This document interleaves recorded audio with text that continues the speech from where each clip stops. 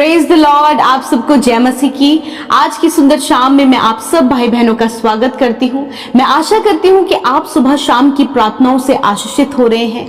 हर दिन परमेश्वर आपके जीवन में कार्य कर रहे हैं, आप वचनों में और प्रार्थना में बढ़ रहे हैं। इस बात का मुझे विश्वास है और प्रभु अद्भुत रीति से आपको इस्तेमाल भी करेगा। और आज की शाम में मैं आपसे बातचीत करना चाहती हूँ। कई बार ऐसी बैड न्यूज और बुरी बुरी बातें, घबरा देने वाली बातें, डरा देने वाली बातें आपको सुनाई पड़ती होंगी। कई बार ऐसे सिचुएशन मसीह लोगों के जीवन में आते हैं कि कई बुरी खबर उन्हें सुनने को मिलती है, जिसे सुनकर वो व्याकुल होते हैं। कुछ घबरा देने वाली बातें सामने आ जाती हैं, जिसे देखकर वो डर जाते हैं।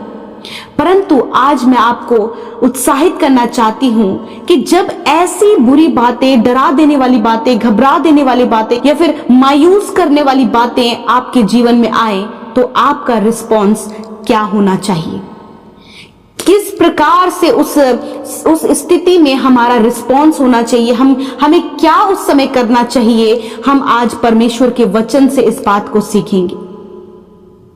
और वचन में एक व्यक्ति है जिसके सामने ऐसी बातें आई, उसका रिस्पॉन्स किस प्रकार का है हम वचन में देखेंगे। और सच में उसका रिस्पॉन्स बहुत ही अद्भुत है और उससे आज आप और मैं अद्भुत बात को सीखने जा रहे हैं। परमेश्वर का वचन दानियल की किताब उसका 6 अध्याय 7 से 10 पद में कुछ इस प्रकार से कहता है। हम सब साथ मिलकर परमेश्वर के वचन को पढ़ेंगे। राज्य के सारे अध्यक्षों ने और हाकिमों, अधिपतियों, न्यायियों और गवर्नरों ने आपस में सम्मति की कि राजा ऐसी आज्ञा दे और ऐसी कड़ी आज्ञा निकाले कि 30 दिन तक जो कोई हे राजा तुझे छोड़ किसी और मनुष्य या देवता से विनती करे, वह शेरों की मांद में डाल दिया जाए। इसलिए अब हे राजा ऐसी आज्ञा दे और इस पत्र पर हस्ताक्षर कर, जिससे यह बात मांदियों और फारसियों की अटल व्यवस्था के अनुसार अदल बदल न हो सके।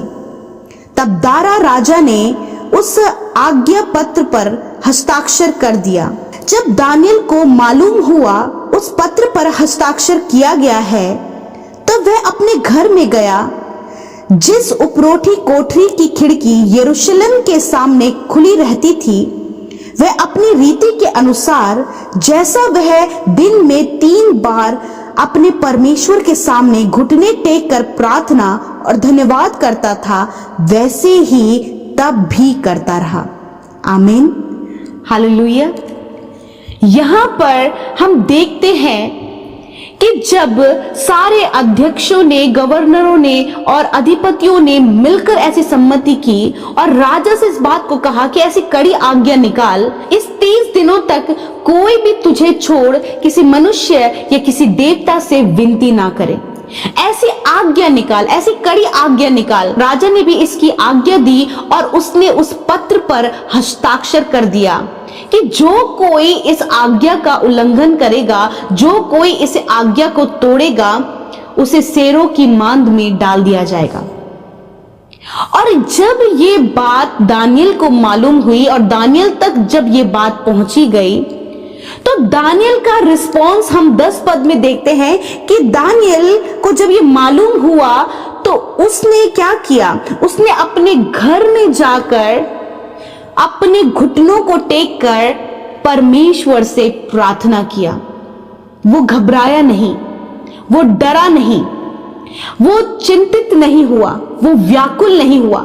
जबकि ये एक ऐसी खबर है जो घबरा देने वाली खबर है, क्योंकि वो परमेश्वर, जीवित परमेश्वर, सर्वशक्तिमान परमेश्वर पर विश्वास करने वाला व्यक्ति था। उस राज्य में जितने भी लोग थे, दानियल उनसे अलग था, क्योंकि वो परमेश्वर के डर भय में चलता। और जब ये बात उसे मालूम हुई तो वो डरा नहीं।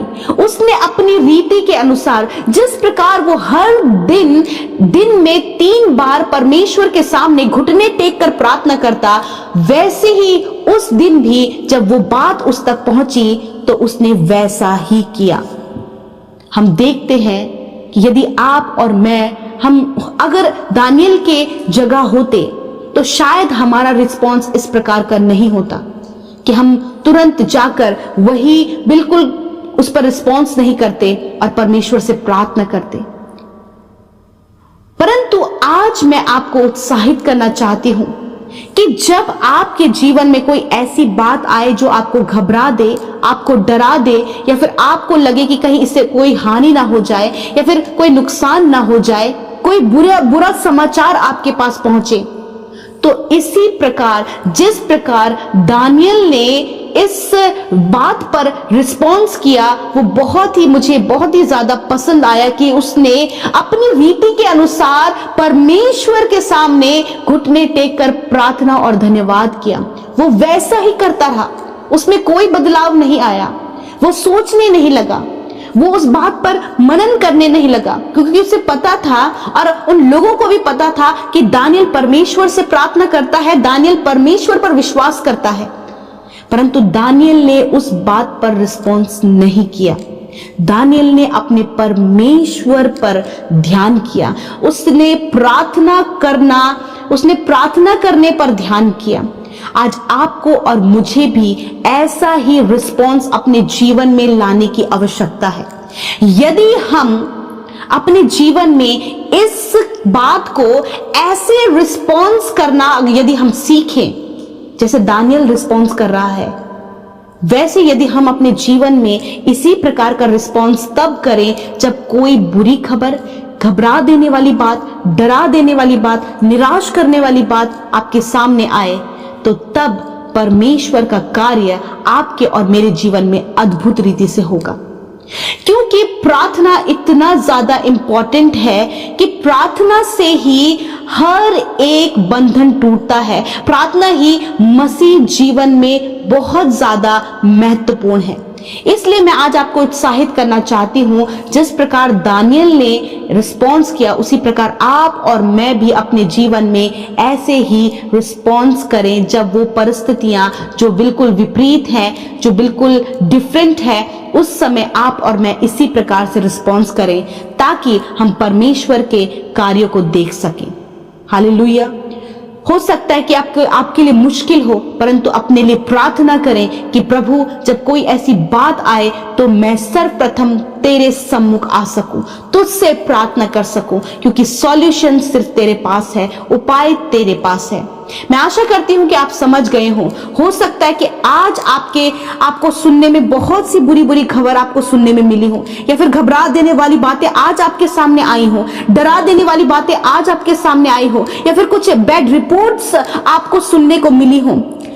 आप दानियल के तरह अपने कमरे में जाकर परमेश्वर के सामने घुटने टेकें, उससे प्रार्थना करें। परमेश्वर आपके लिए उपाय करेगा, परमेश्वर आपके लिए इंतजाम करेगा, परमेश्वर उस डर के कारण को, उस भय के कारण को आपसे दूर करेगा, उस बुरी बैड न्यूज को आपके जीवन से दूर करेगा, क्योंकि आप उस बैड न्यूज पर फोकस नहीं कर रहे, आप परमेश्वर पर फोकस कर रहे हैं। आपका फोकस परमेश्वर पर है।